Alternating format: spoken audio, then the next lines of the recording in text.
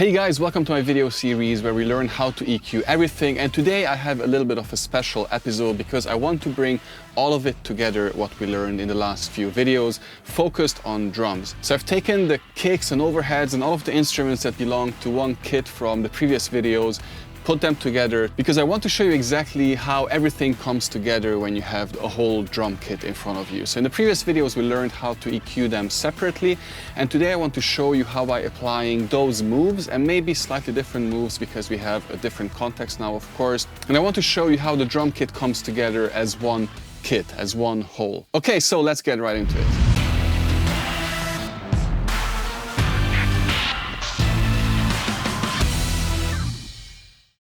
Okay, so let's jump right into Logic.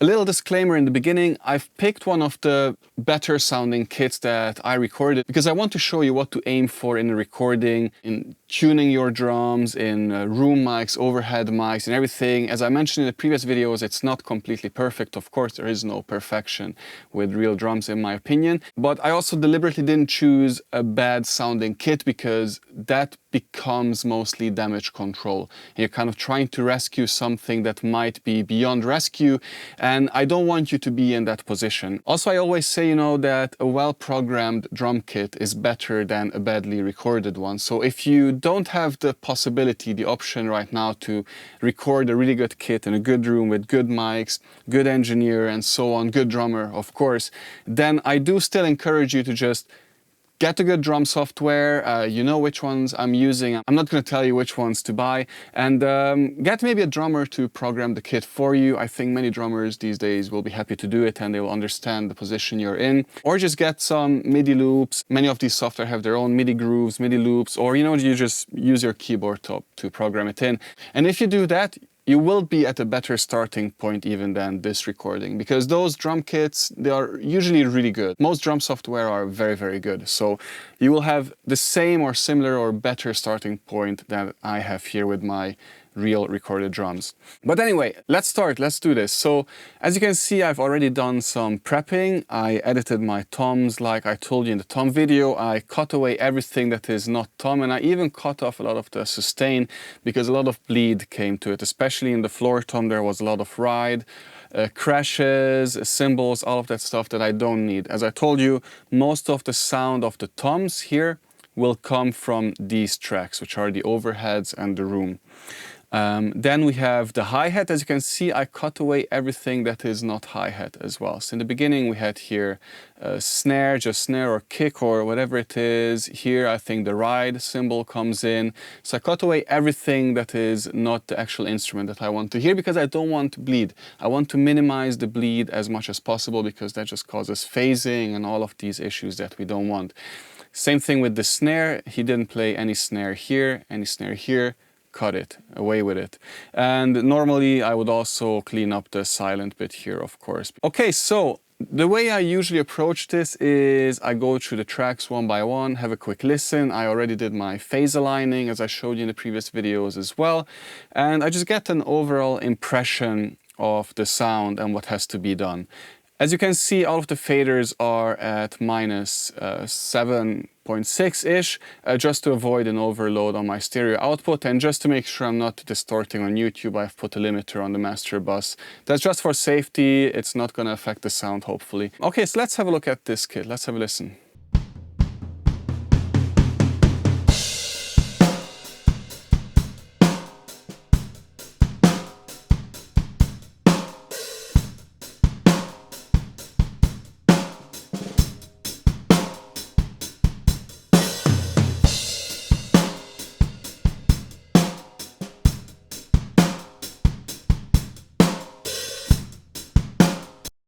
Okay, great sounding kit. Nothing majorly wrong here. It's quite nasal. There's a lot of boxiness. The kick, of course, it sounds like a kick in a big room, which is, it's nice if you're going for that, but this is a pop song. We want a kick that will punch, that is almost completely not necessarily isolated, but that will stand its own ground, that it will drive the song without being just a roomy kind of blob in the background. So now that I have my overall impression, I also see that I'll probably lower the level a little bit more because you know, we're gonna start boosting a lot of treble and low end, and I just don't want to clip my stereo out. And starting your mixes, guys, with all of the faders at -10, -12 is completely reasonable.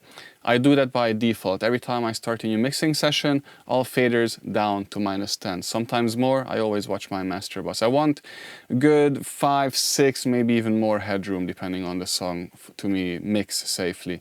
Okay, so I kind of know what's going on. For me, as I said, the sound, the soul of the kit is in the overheads and the rooms. So I want to get kind of a balance of those first and get them sounding good, and then bring in the rest. So I'm doing everything from scratch, and you'll see that the moves I'm making will probably be identical, or at least very similar to the moves that I made in the individual videos where we treated all these instruments separately.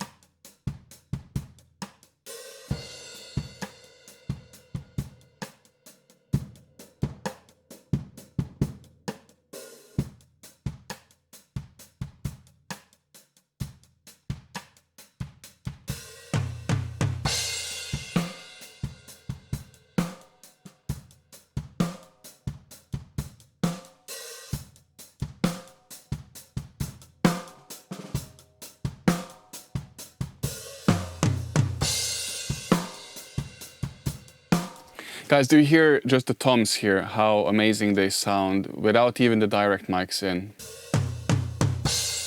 This is where the sound comes from. It's not the direct mics. The direct mics will be just a bit more punch, a bit more energy. If I want any added room or reverb, I'll of course apply that to the direct mics. I might even edit them tighter, but the bulk of the tone comes from already just the overheads. But once we put in the room as well, let's do it actually, let's do it.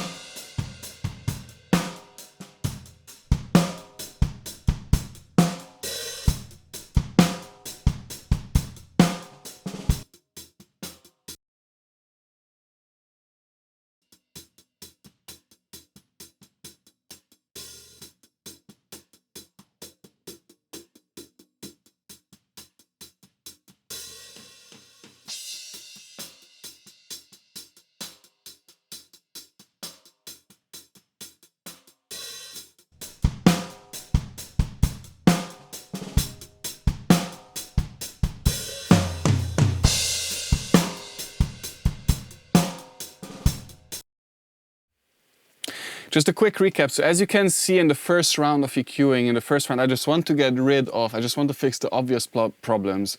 So I got rid of everything I don't like, you know, the boxiness, the nasalness, the mud, all of that stuff that I definitely don't want, I get rid of it. And then later I might have to do more of it, and later I can also do some more cosmetic changes, you know, to make it prettier by boosting more top and shape the low end. But in the first round, I just want to get rid of everything that I don't want, see how the kit clears up, and then I can do the rest later on. Of course, there will be a separate video where we add compression as well on top of these drums, which will probably change the game quite a bit again.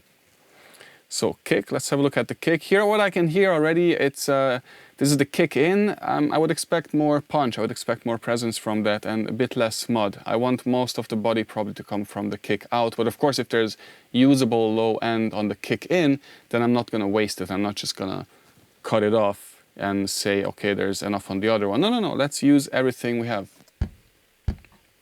This is a beautiful low end.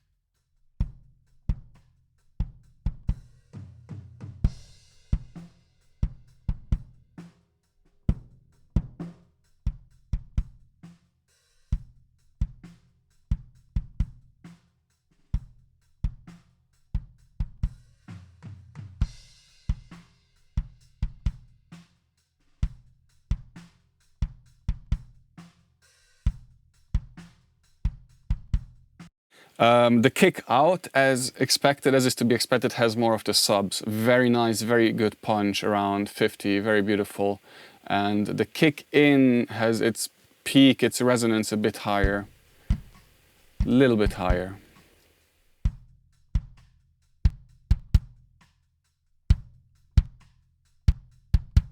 Okay, so it is still a little bit muddy, I find, but let's see how this blends in now with the rest, with the overheads especially in the room.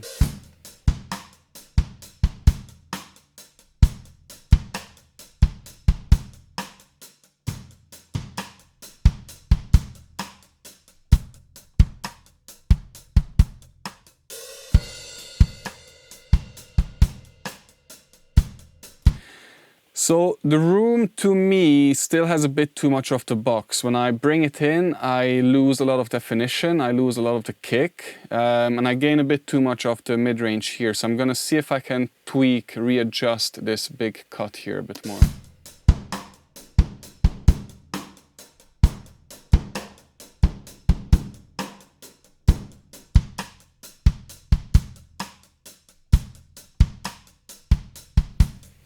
Okay, can you hear how now we just have the impression of room, a bit more openness, but we didn't quite take away all the clarity, all the punch from the direct mics here. So this is a good balance, I find. Let's have a look without the room here.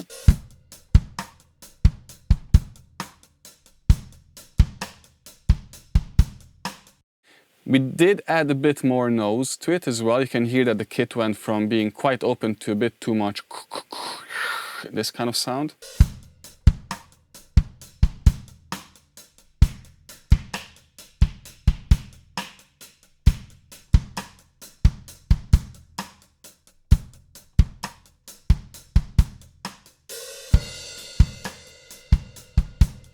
I like that, I like that. However, I'm still missing a bit of attack in the kick. So let's see what we can do here.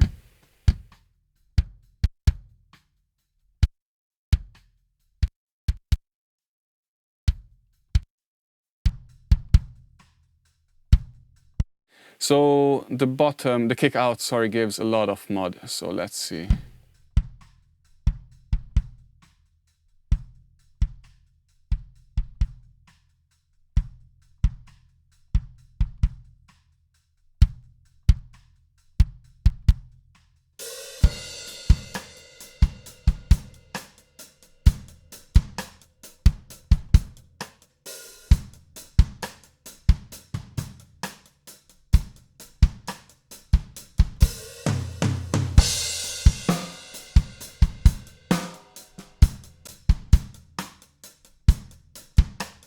Okay, better. I think the room is just a bit too loud now. Let's have a look.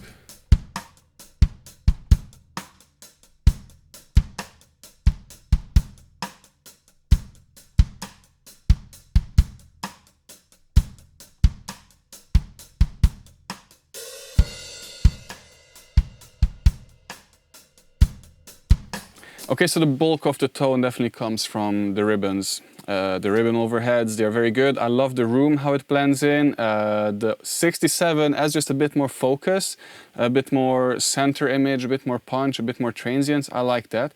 I'm quite happy with the kick, and to be honest, this is, I think, how far we can push it only with EQ. So when we do dynamics in the next video, we will do compression, we'll do a bit of gating as well. I'll explain all of that and how I do it and how it works in the context of this mix and this kit. But for now, I think this is as far as we can go with this sound. Let's see what we can do with the snare here.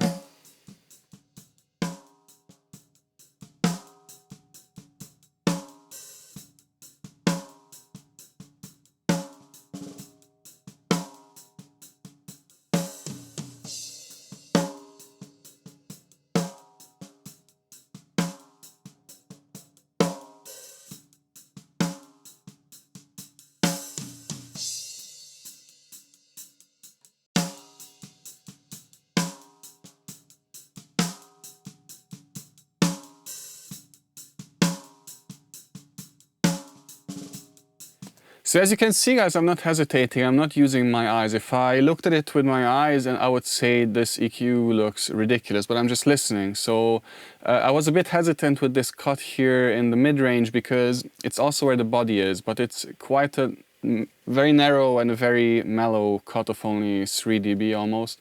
I boosted quite a hefty amount of low end here to add more body to it, and of course to compensate for the big boost that I did in the treble, which for now seems to be sufficient.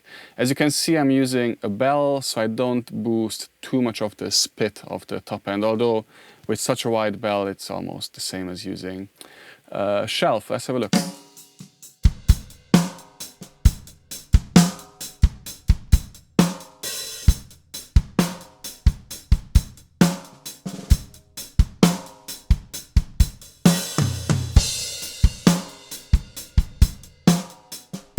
Okay, cool. So the snare came up beautifully. Let's see if we need the bottom at all.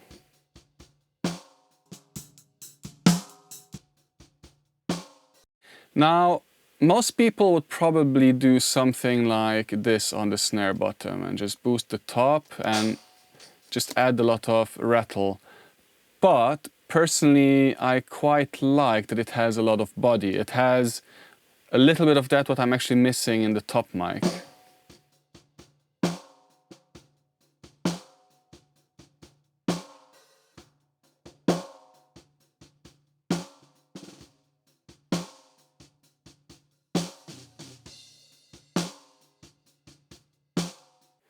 And believe it or not, but the rattle that we get on every kick hit as well actually can contribute quite nicely to adding a bit more attack to the kick, or it will seem like we added attack to the kick, but it's just actually the rattle from the snare bottom. And actually in one of the drum software, you actually have this as an effect where you can push it in with a fader. You can push in snare rattle on the kick hits as well to add a bit more grit to it. It's quite nice actually.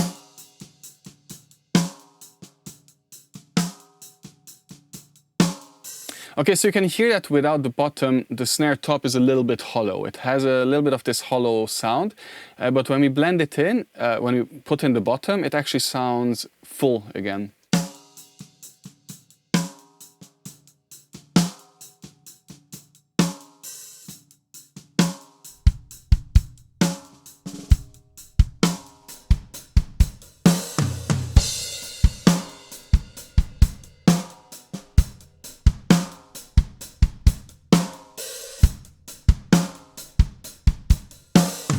I love that. I love that. I think it's pretty good. It's very natural. It's open. I don't hear any unwanted nose or box. It's a little bit still on the muddy side. I think if I was to add other instruments to this mix, I would have to be a bit more aggressive, but maybe just on the bass. Let's see.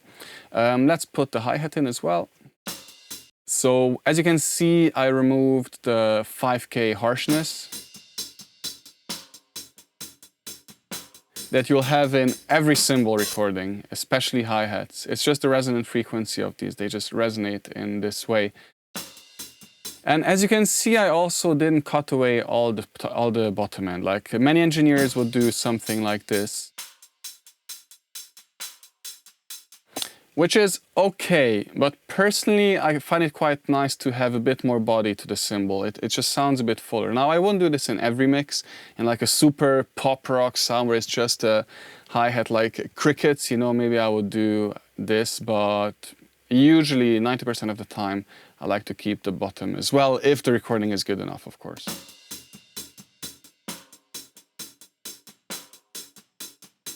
So I have the low cut where I just remove the other instruments, kind of, but I don't get rid of the body of the cymbal.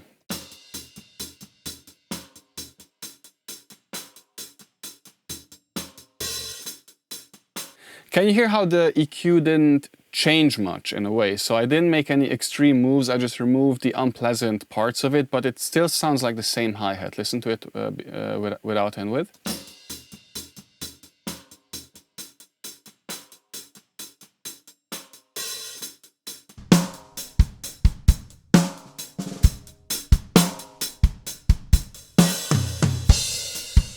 And guys, I know many engineers, many people tell me that they struggle. Many of my students also tell me that they struggle pushing up the hi-hat and they get too much bleed and too much all that. Like, I don't understand that if you don't do that much with the EQ, if you just make gentle moves and don't try to change the sound of it completely, then you will never have these problems, honestly. Look, I can make this hi-hat ridiculously loud without putting the snare off to the side or without having any unwanted side effects.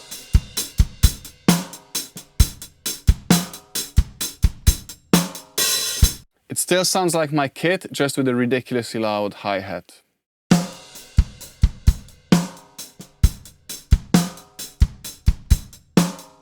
Cool, and now let's have a look at the toms, because those are interesting. So as you can see, I edited them very, very, very tightly. So it's literally just the attack. I cut away as much of the sustain as I can. So this is an average. This is the kind of tom recordings you get all the time. And with toms, you can be really aggressive with the EQ. There are kind of two ways to EQ toms. If you want the kind of more natural sound, you cut away the low mids. If you want that weird, hollow, rocky sound that you get sometimes, then you cut away the upper mids. It's something I learned. So you can do this, but with a lot of boost here. However, here I'm going for the more natural sound, so let's see.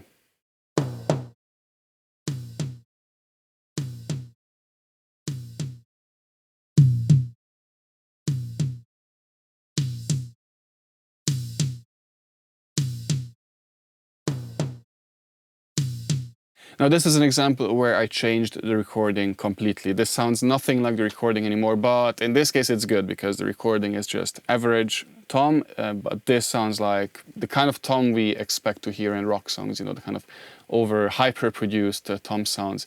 And I'll show you in a second how it blends with the rest, which is where most of the sound comes from. So here my goal is to have a good attack, maybe a bit more body. This is basically two separate volume faders now, okay, on this instrument. We have a volume fader for the body, for the low end, and we have a volume fader for the attack, okay?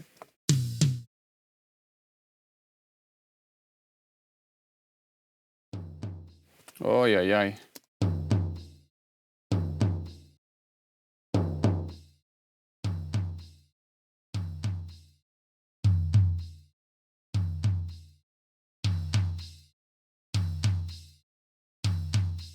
Same approach, guys. Really extreme cuts, quite big boosts, and the same kind of two volume faders for body and attack. And now let's see what happens if we bring it in with the overheads.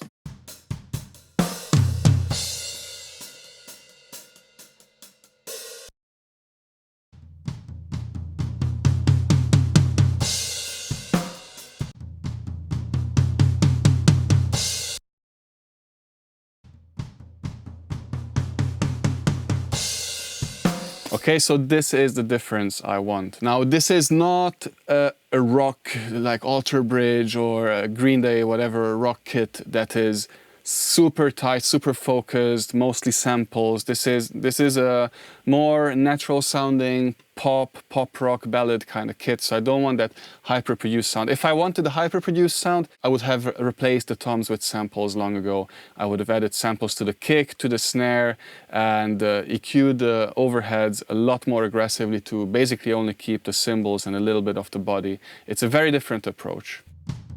Although I have to say that in American Idiot, the drums sound very natural still. In the later songs, like in the singles, they are a bit too hyper-processed, I would say. So here I can hear now that we still get a bit too much mud.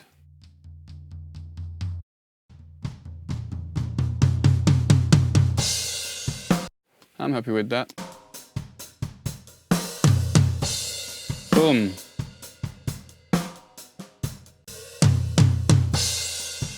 It's almost too loud. Okay guys, so let's do a big reveal here. Let's see what we have done. I'm gonna turn off all of the EQs and then halfway through I'm gonna turn them back on. Let's see what we have done. This is the whole kit with the volume balances that we have established just without EQ.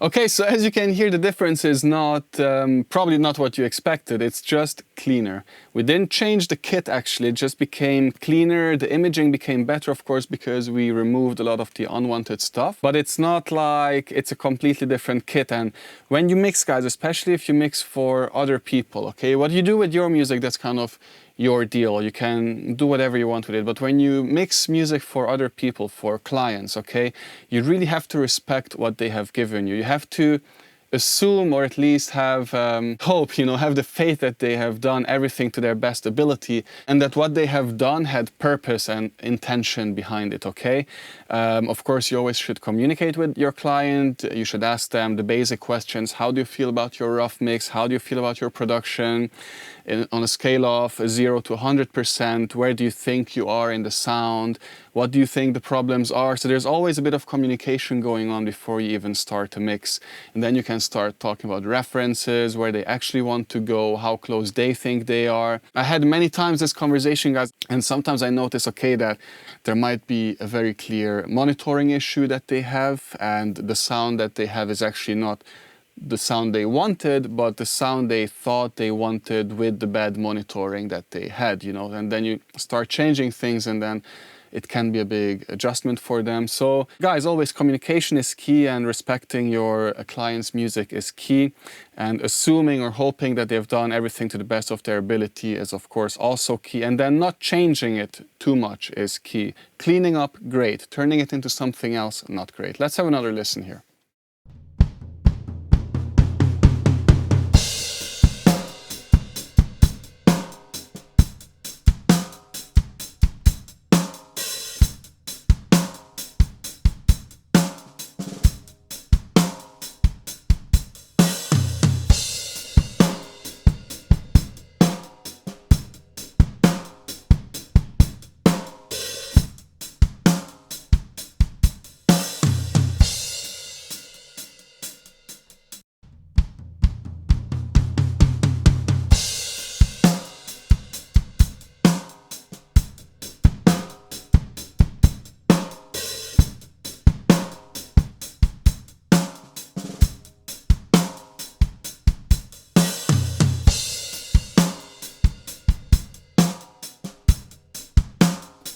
So you can really hear the snare clearer because it's not clouded by the overheads, by the room. You can hear the hi-hat clearer. It has lost this kind of woofy sound in the low mids. the mid-range became more pleasant, the whole kit just became more open. We basically just did clean up, and you know, this is also something I could have done during the recording, just be a bit more aggressive with EQs, but I think I've did quite a bit already, so I didn't want to use too many EQs as I was recording. Now let's do one final thing. Okay, I'm gonna put all of these drums here into a group. I'm gonna call these drums. And let's see if there's any further EQing that can be done here.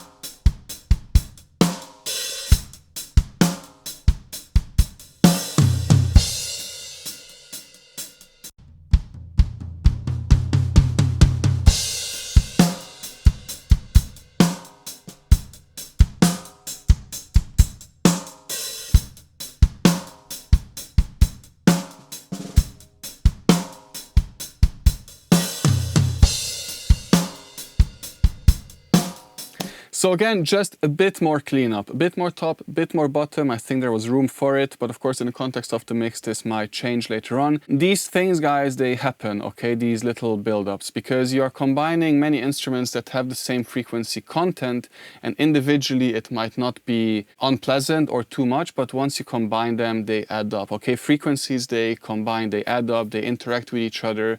There's phasing, there's phase boosts, there's phase cuts, there's a lot of stuff happening as you are running your audio through the funnel, okay, the summing funnel, which is basically what we're doing in mixing, okay? We're funneling 10, 20, 100 tracks into a stereo output, and a lot of stuff happens during that process. Okay, guys, I hope you found this helpful. Let me know in the comments if you have any questions. I'm happy to answer you. I'm happy to help you. I'm happy to answer any question you might have. Also, if you want to learn more, of course, hit me up directly. There's a link in the description below. You know, I do one-on-one masterclasses with you guys where we can sit down. We have one session to focus on one particular problem that you might have. We can do multiple sessions where we can dig into the basics, dig into the concepts, the foundations, and develop a solid base on which you can build your own mixes and develop your own techniques and your own methods. I've had a lot of success with this. My past students are very happy. Their work has improved a lot, and I'm very, very happy to see and hear this, and the emails that I'm getting back, of course, make my day every time. Of course, if you want mixing and or mastering get done by me, hit me up as well, and I'll see you in the next video, guys. Until then, happy mixing. Bye bye.